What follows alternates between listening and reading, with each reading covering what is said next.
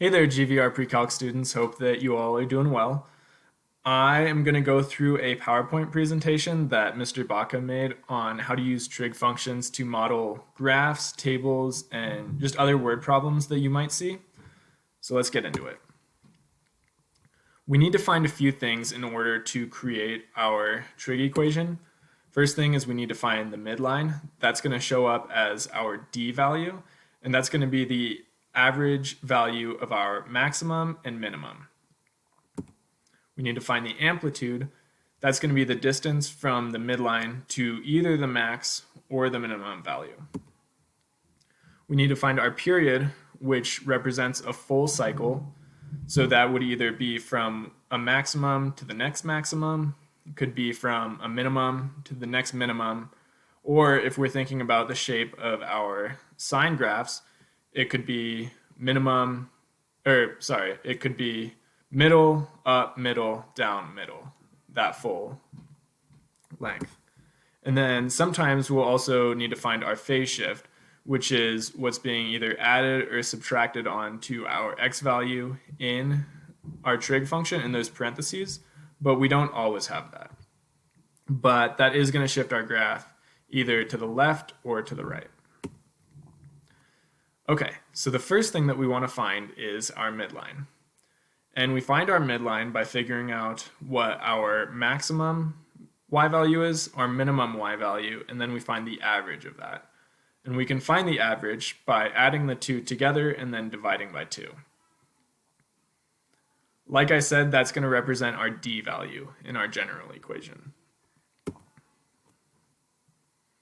Next thing after that is we want to find our amplitude. And we can find this either by doing the maximum minus the midline or doing midline minus minimum. So it's easy to just think, okay, I'm going to do the maximum value minus the midline value. So easy a caveman can do it. The next thing that we want to find is our period. And our period represents a full cycle, like I said. So we're going to go through both a table and a graph and try to think about what our period would be for each of them. So starting with the table, we want to think about what y values we're paying attention to, and from that, which x values we're going to use to find our period. So we want to be looking at our y values and noticing either our maximums or our minimums. For this table, we're going to pay attention to our minimums, so the places where y equals 4. So when y equals 4, we have x equals 0, and then our next minimum is at x equals 12. So the way that we're going to find our period for that is we're going to find the difference between those two x values. So 12 minus 0 is going to give us 12. So 12 will be our period when we're looking at that table. Next, looking at the graph, again, we want to be thinking about whether we're paying attention to maximum values or minimum values. So for this one, we want to pay attention to the maximum values that we have at y equals 2. So we have this max value at x equals 0, and then we have this next max value at x equals pi. So same thing, we're going to do pi minus 0, which is going to give us a period of pi for this graph. Once we find our period, what we're ultimately trying to do is make our equation, right? So once we find our period, then we can figure out what our b value is. And you'll remember that period equals 2 pi over b.